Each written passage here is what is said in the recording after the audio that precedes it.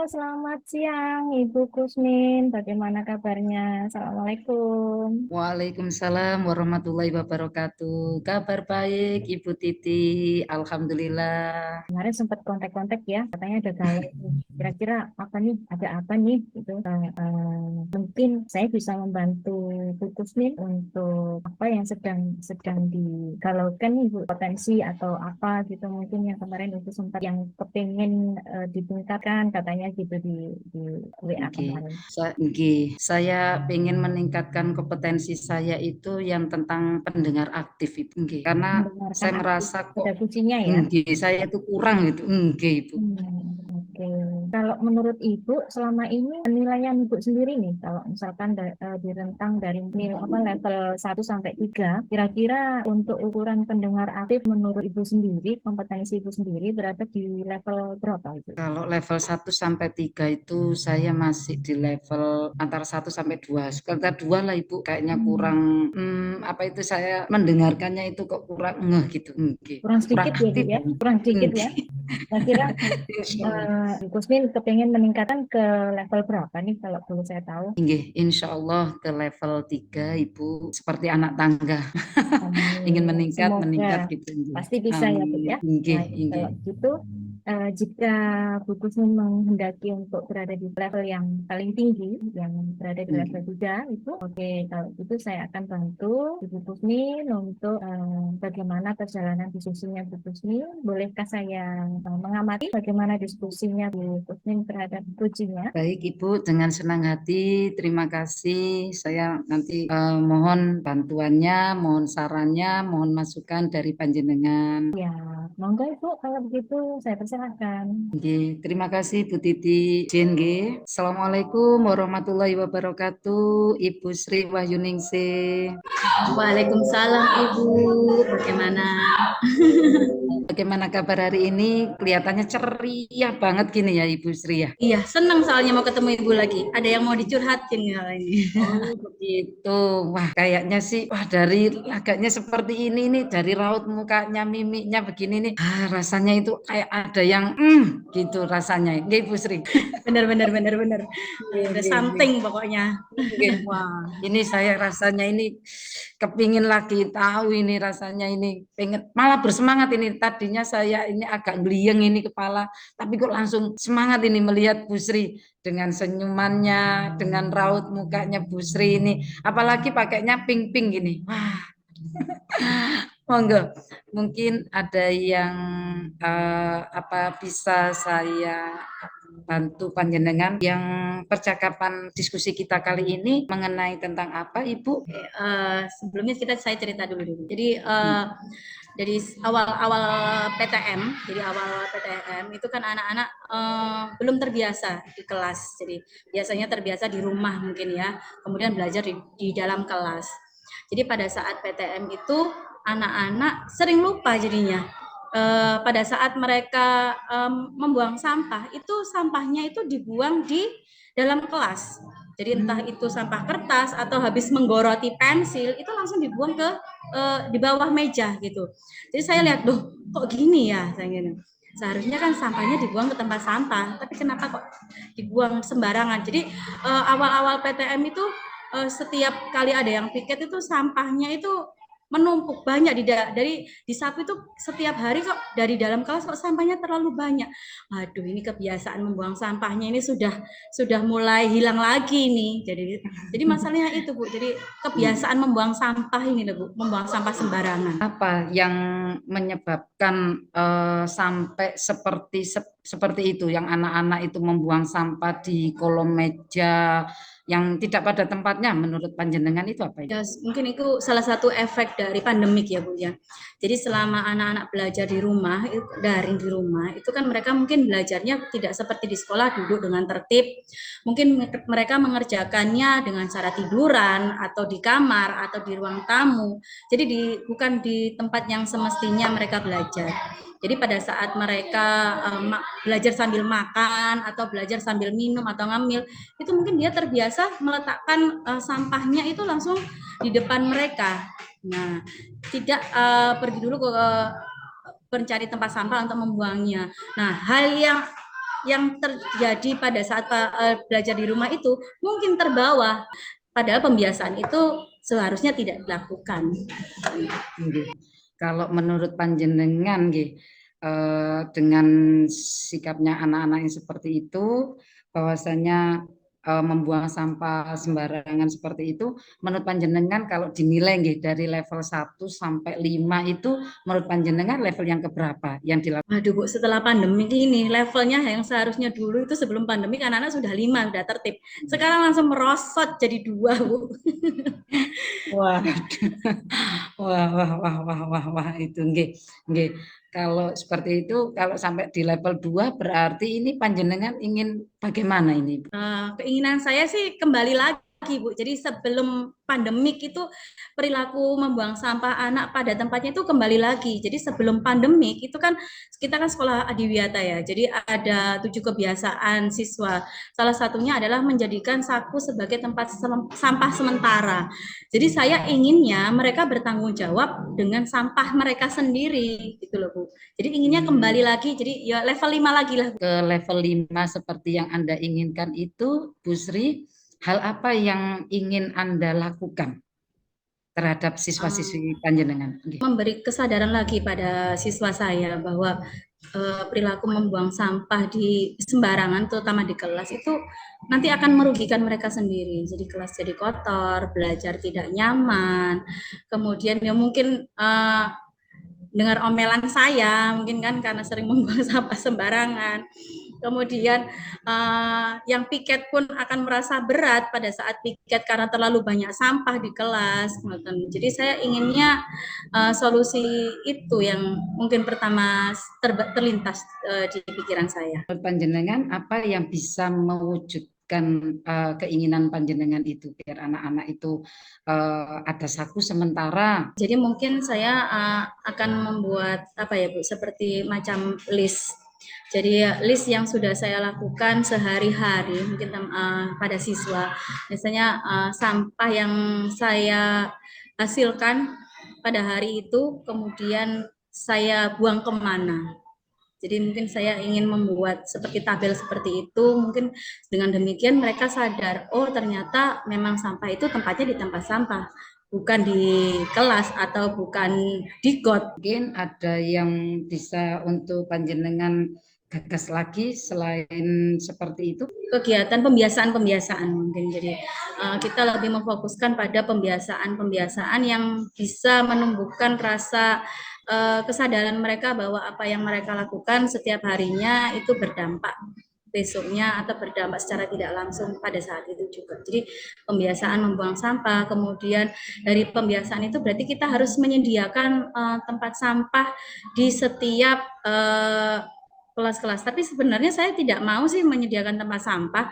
Saya maunya itu mereka kalau membawa sampah, ya sampahnya dibawa pulang lagi. Jadi jangan nyampah di sekolah gitu loh. Sampah yang dibawa dari rumah, ya dibuangnya di rumah lagi, bukan dibuang ke sekolah. Jadi mereka harus bertanggung jawab dengan sampahnya sendiri.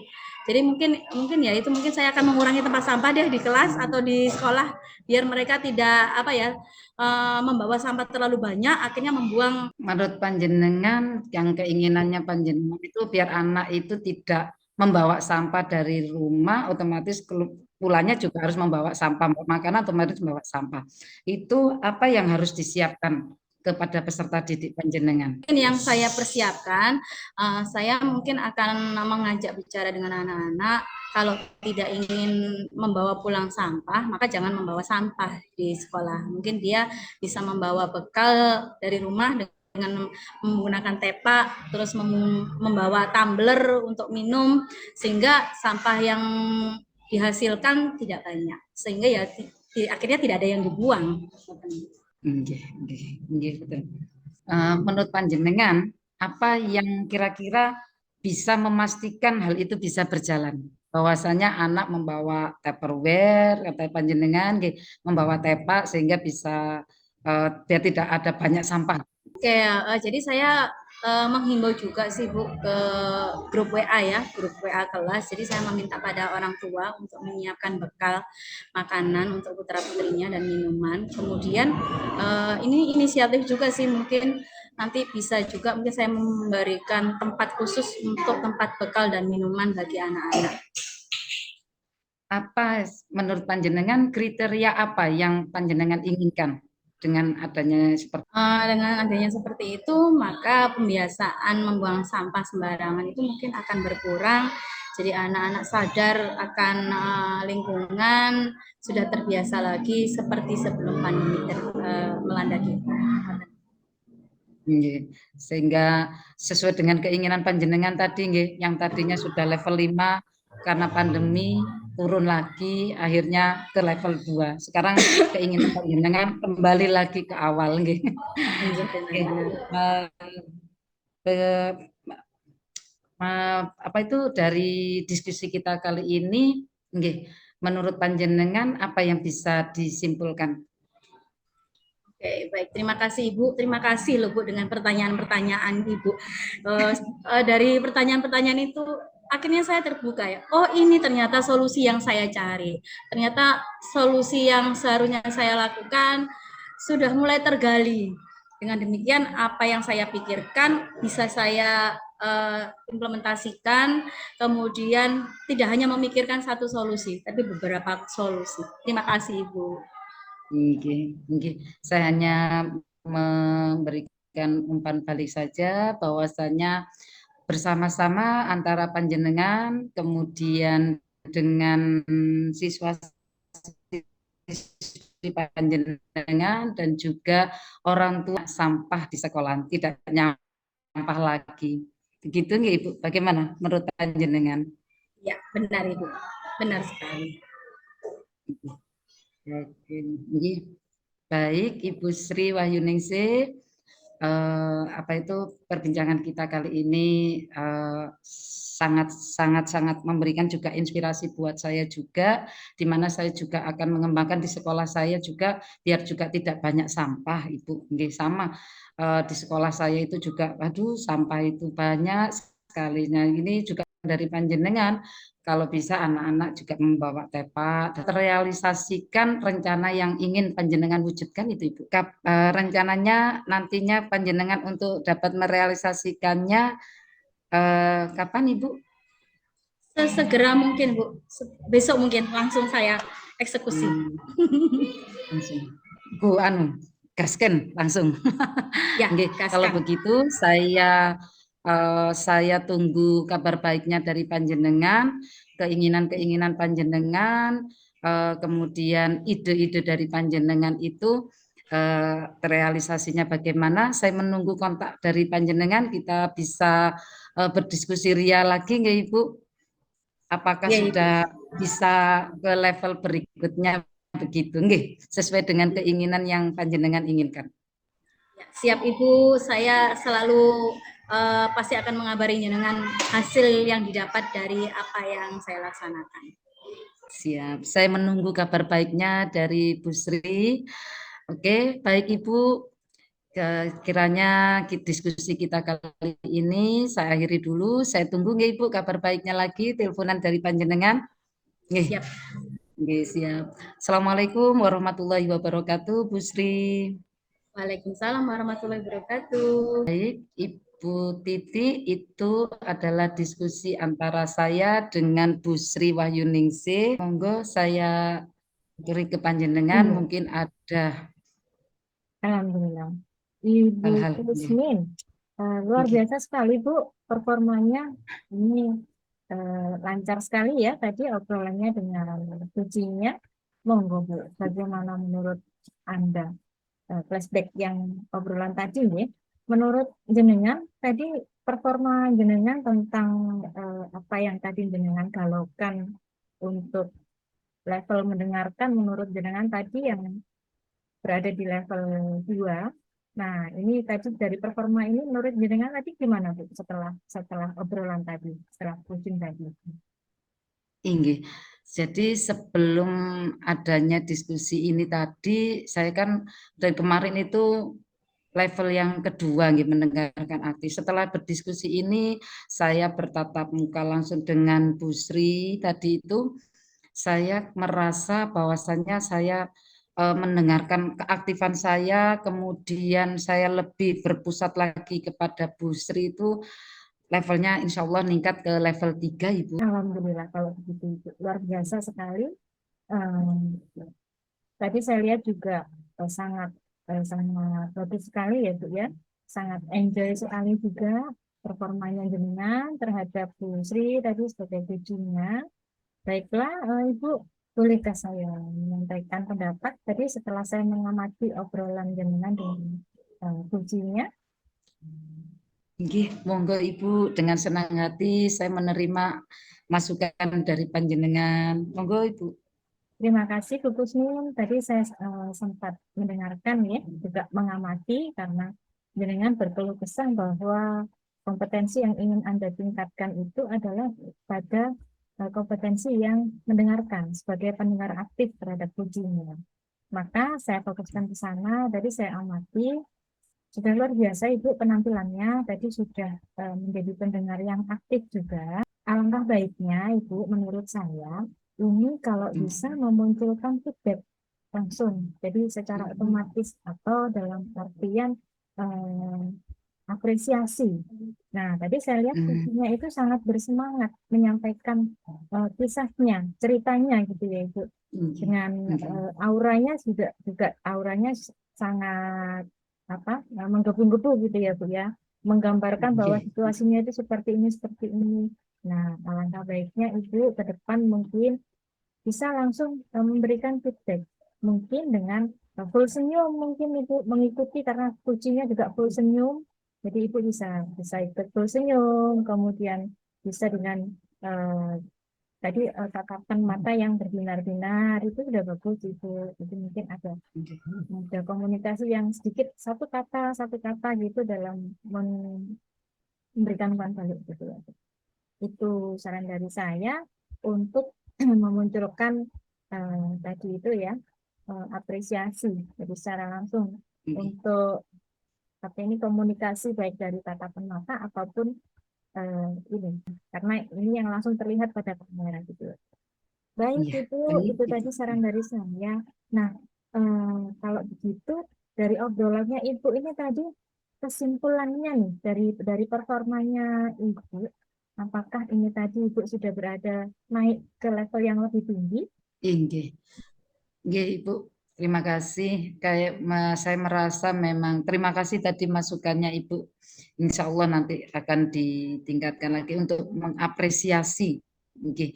Dan menurut saya level saya ini sudah naik daripada yang kemarin karena saya memang menjadi pendengar yang aktif untuk coach saya, Ibu. Baik, Ibu luar biasa sekali. Oke, Ibu kira-kira dengan eh, performa yang ini tadi yang Ibu sudah munculkan yang Ibu rasa tadi meningkat ya, menurut saya juga tadi Ibu sudah mengalami peningkatan ke performa yang lebih baik lagi. Tapi untuk ke depan mudah-mudahan lebih meningkat lagi ya Ibu. Baik, kalau begitu Siap, insya Allah Ibu. rencananya Nggih. untuk Bu Kusmin ini gimana untuk rencana ke depan ya? Kegiatan diskusi kembali Inggih, rancangan saya, apa tuh? inggih, insya Allah saya akan berkomunikasi lagi dengan Bu Sri Wahyuningsi sebagai coach saya tadi.